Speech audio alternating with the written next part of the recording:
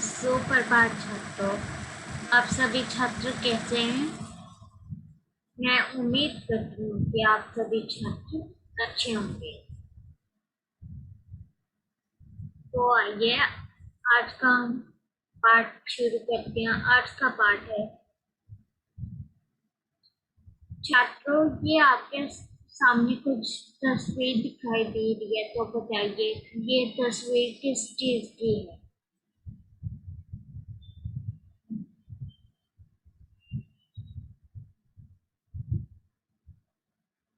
मैं उम्मीद करती हूँ कि आपने बता दिया होगा कि ये तस्वीर सर्वनाम की है।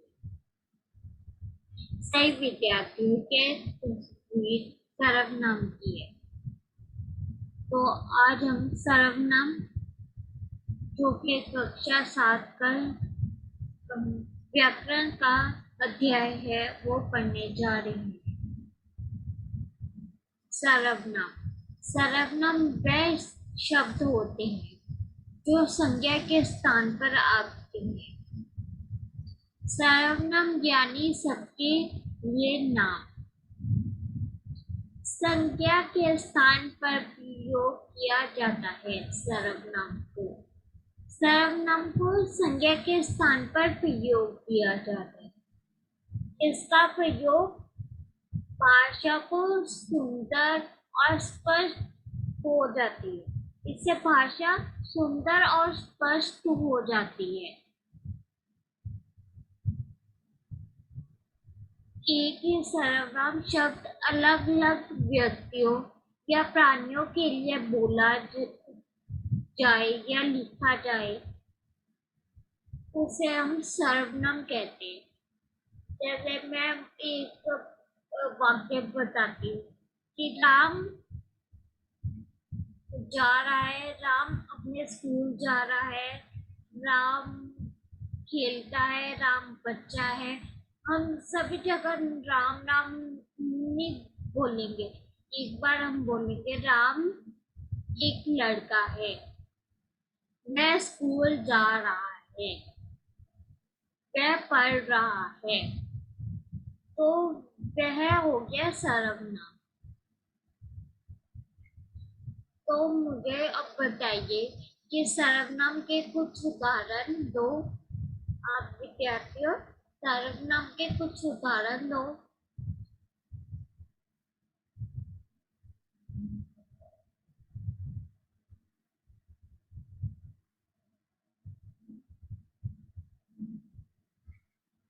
मैं उम्मीद करती हूँ कि आपने बता दिया होगा।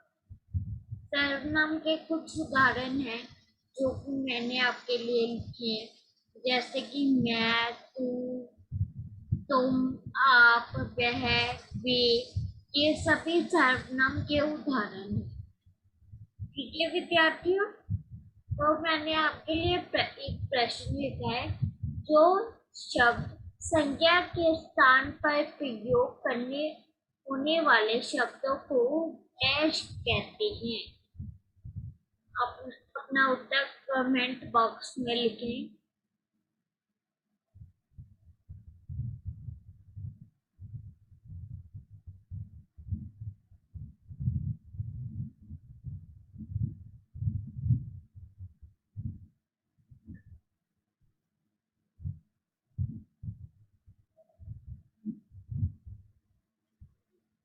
मैं आशा करती हूँ कि आप सभी ने उत्तर दे दिया हो। इसका उत्तर है सर्वनाम।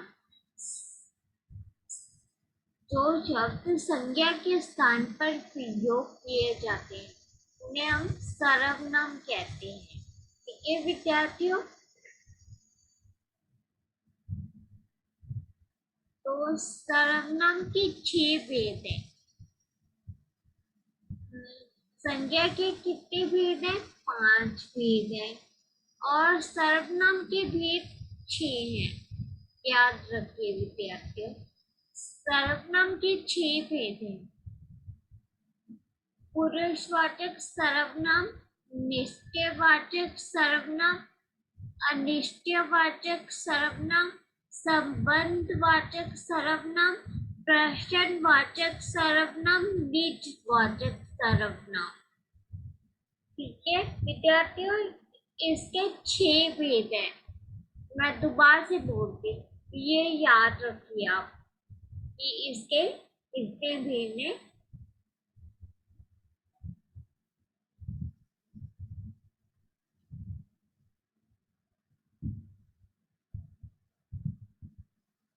इसके 6 भेद हैं।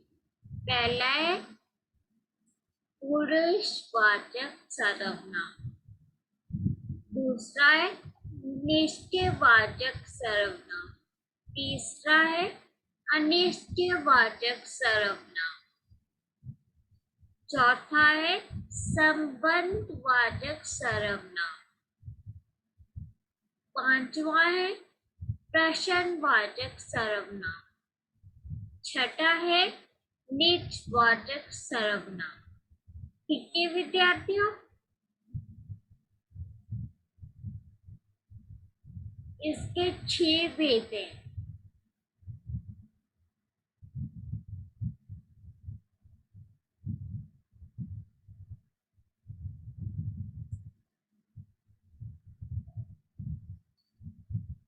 मैंने आपके लिए ये तस्वीर लगाई है। बताइए विद्यार्थियों, ये तस्वीर किस चीज की है? तुम अपना काम करो। मैंने एक वाक्य लिखा है, तुम अपना काम करो। तो बताइए विद्यार्थियों,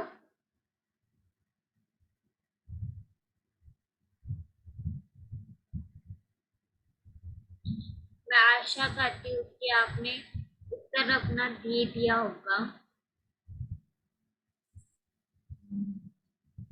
यह पुरुषवाचक सर्वनाम की तस्वीर थी पीछे। तो हम आगे बढ़ते हैं। पुरुषवाचक सर्वनाम क्या होते हैं?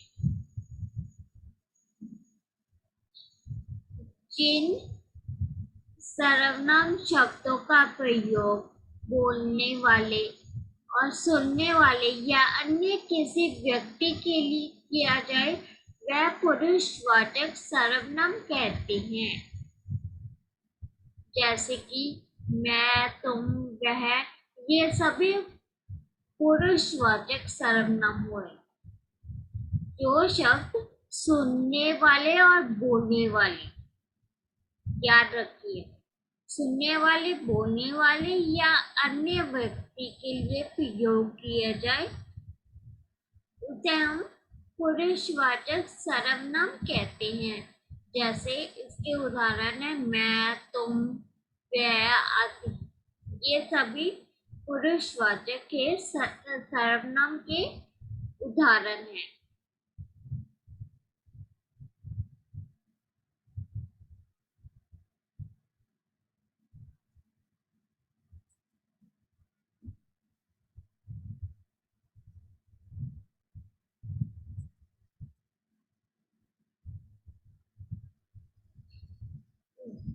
अब मुझे बताइए कि पुरुषवाचक सर्वनाम के कितने भेद होते हैं? आपको पता तो लग गया होगा, 3 भेद है, मैंने लिखा भी है। वो कौन कौन से होते हैं आपको पता है पुरुषवाचक के?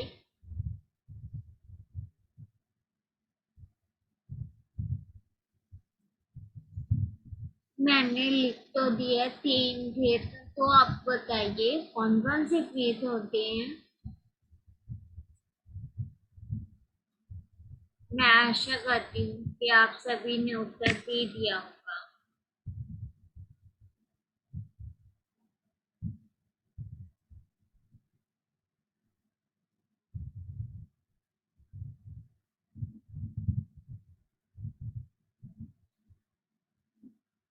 पुरुषवाचक के 3 भेद होते हैं, जैसे कि मैंने आपको पहले बताया कि इसके 3 भेद होते हैं। पहला है उत्तम पुरुष, फिर है मध्यम पुरुष, दूसरा है मध्यम पुरुष और तीसरा है अन्य पुरुष। पहला उत्तम पुरुष, दूसरा मध्यम पुरुष, तीसरा अन्य पुरुष। उत्तम पुरुष जिन सर्वनाम का प्रयोग वक्ता अथवा लेखक अपने लिए करता है उसे हम उत्तम पुरुष कहते हैं। जिस सर्वनाम का प्रयोग वक्ता मतलब बोलने वाला अथवा लेखक प्रयोग करता है उसे हम उत्तम पुरुष वाचक कहते हैं। जैसे कि मैं कल आगरा जाऊंगा, तो ये बोली लाइन कि मैं कल आगरा जाऊंगा, अभी गया तो नहीं है, वो बोल ही रहा है कि मैं कल आगरा जाऊंगा। तो दूसरा है मध्यम पुरुष, जिन सर्वनाम शब्दों का प्रयोग सुनने वाले के लिए किया जाए वह मध्यम पुरुष होते हैं। उत्तम पुरुष जो बोलने वाले के लिए प्रयोग किया जाए और मध्यम पुरुष जो सुनने वाले के लिए प्रयोग किया जाए। ये देखो, वक्ता उत्तम पुरुष वक्ता के लिए और मध्यम पुरुष सुनने वाले के लिए जो शब्द प्रयोग किया जाए उसे हम मध्यम पुरुष कहते हैं। जैसे तुम्हारे पिताजी का क्या काम करते हैं। ये सुनने रही है ना, एक बंदा प्रश्न पूछ रहा है कि तुम्हारे पिताजी क्या काम करते हैं, तो एक दूसरा बंदा उसका उत्तर देगा, तो वो सुन नहीं रहा है,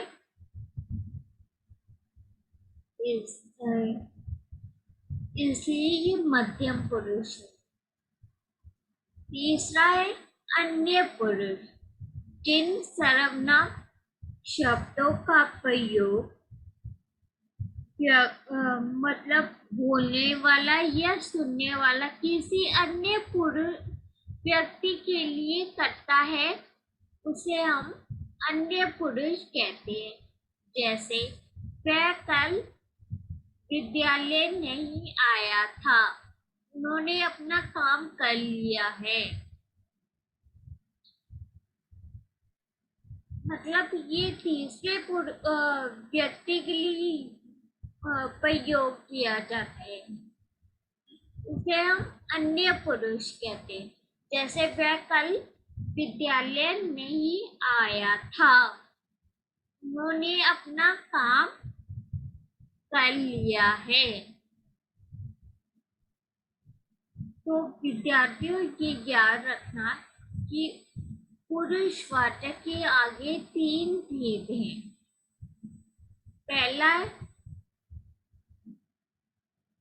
पहला है उत्तम पुरुष, दूसरा है मध्यम पुरुष और तीसरा है अन्य पुरुष। याद रखना विद्यार्थियों।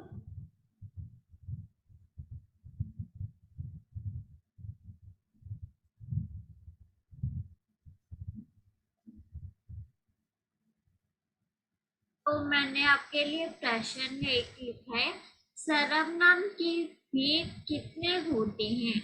यहाँ है विद्यार्थियों कितने, मैं लिख भी देती हूँ। यहाँ है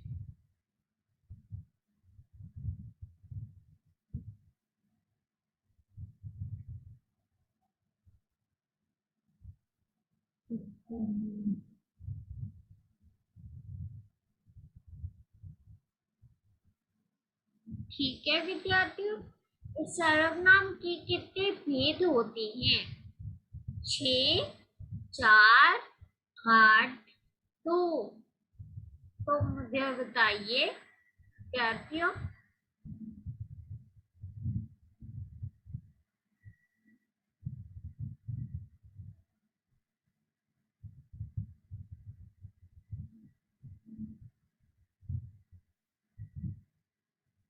मैं आशा करती हूँ कि आप सभी विद्यार्थियों ने अपना उत्तर दे दिया होगा कमेंट बॉक्स में। सर्वनाम के 6 भेद होते हैं। ठीक है विद्यार्थियों, 4 में हमने पीछे पीछे पढ़ा था कि सर्वनाम के 6 भेद होते हैं। ठीक है विद्यार्थियों, तो इसका उत्तर है वो 6।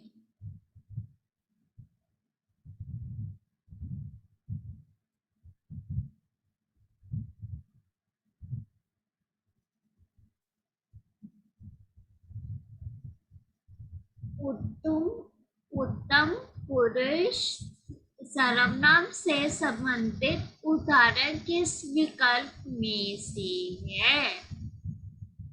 तुम, वह, वे, मैं। तो विद्यार्थियों इसका उत्तर बताइए। उत्तम पुरुष सर्वनाम से संबंधित उदाहरण किस विकल्प में से है? तुम, वह, ये, मैं। तो विद्यार्थियों बताइए।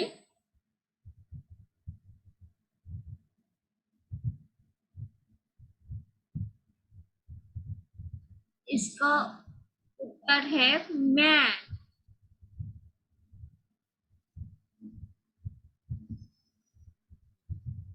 चौथा उत्तर इसका सही हुआ, मैं।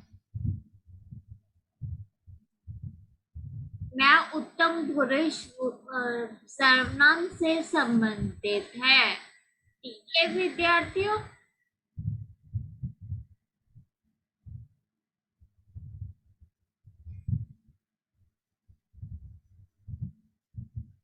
तो मुझे बताइए ये किस चीज का चित्र है?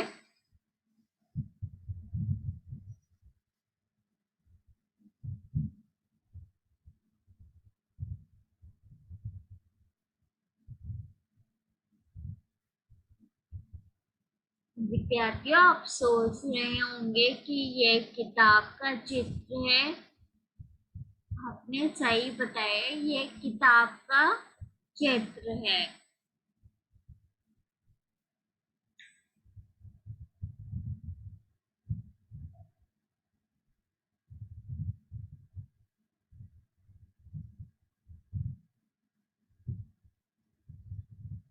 तो हम पढ़ने जा रहे हैं निश्चयवाचक सर्वनाम। ये निश्चय है ना कि किताब। निश्चयवाचक सर्वनाम, निश्चयवाचक सर्वनाम वह सर्वनाम होते हैं वह जो सर्वनाम किसी निश्चित व्यक्ति, वस्तु अथवा घटना की ओर संकेत करे उसे निश्चयवाचक सर्वनाम कहते हैं। जो निश्चित व्यक्ति, वस्तु और अथवा घटना की ओर संकेत करे वह निश्चित वाचक सर्वनाम होते हैं। निश्चयवाचक सर्वनाम होते हैं जैसे कि वह मेरा घर है। वह मतलब ये निश्चय ही है ना कि वह मेरा घर है। ठीक है विद्यार्थियों,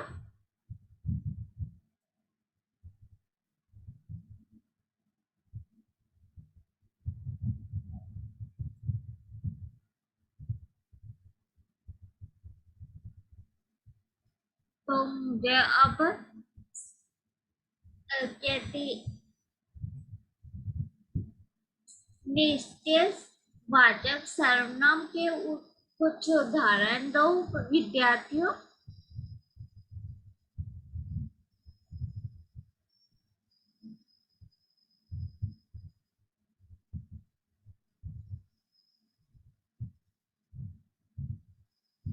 तो जैसे कि मैंने आपके लिए उदाहरण लिखे हैं, यह मेरा कमरा है। मतलब निश्चय है ना कि ये मेरा कमरा है, ये मेरा पेन है।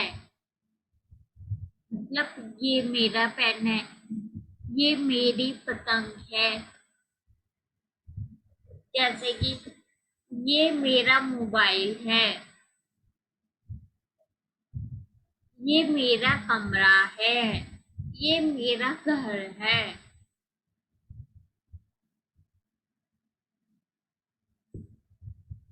ये मेरा बेड है।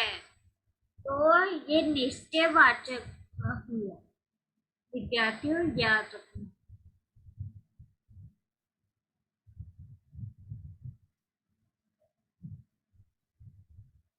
तो मैंने आपके लिए एक प्रश्न लिखा है।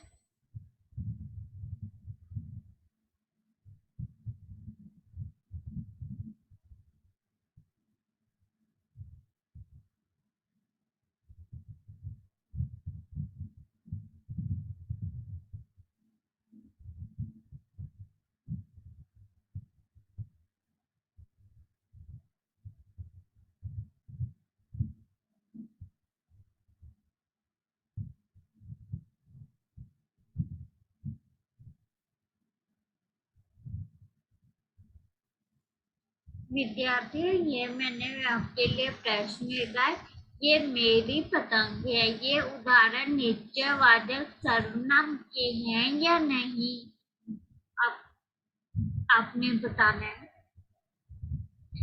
ये मेरी पतंग है, ये उदाहरण के निश्चयवाचक सर्वनाम का है या नहीं? बताइए।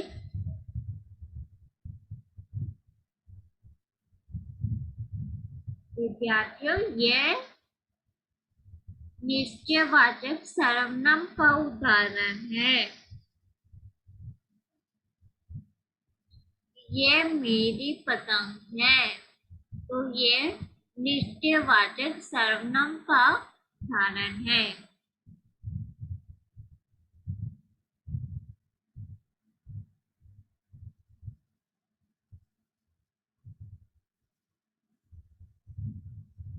तो आज हमने कहते सर्वनाम के बारे में पढ़ा कि जो शब्द संज्ञा के स्थान पर आते हैं उन्हें हम सर्वनाम कहते हैं।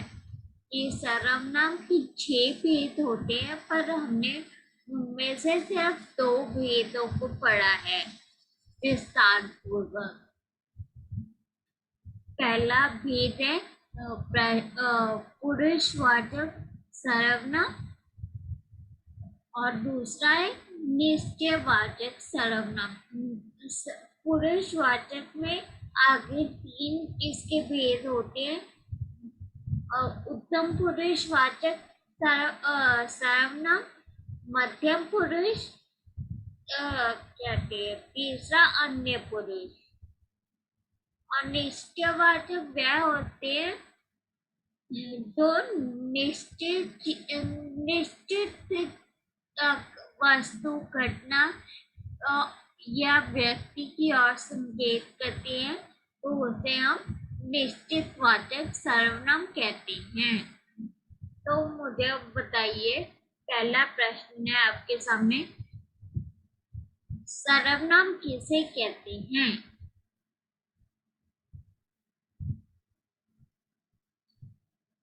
इसका उत्तर है कि सर्वनाम उसे कहते हैं जो शब्द संज्ञा के स्थान पर आते हैं उन्हें हम सर्वनाम कहते हैं। जैसे कि मैं, तुम, वह, ये सभी सर्वनाम के उदाहरण हैं।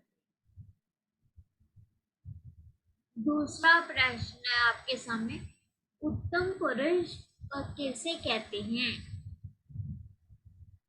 उत्तम उत्तम पुरुष उसे कहते हैं जो शब्द बोलने वाला प्रयोग किया करता है, उसे हम उत्तम पुरुष कहते हैं। जैसे कि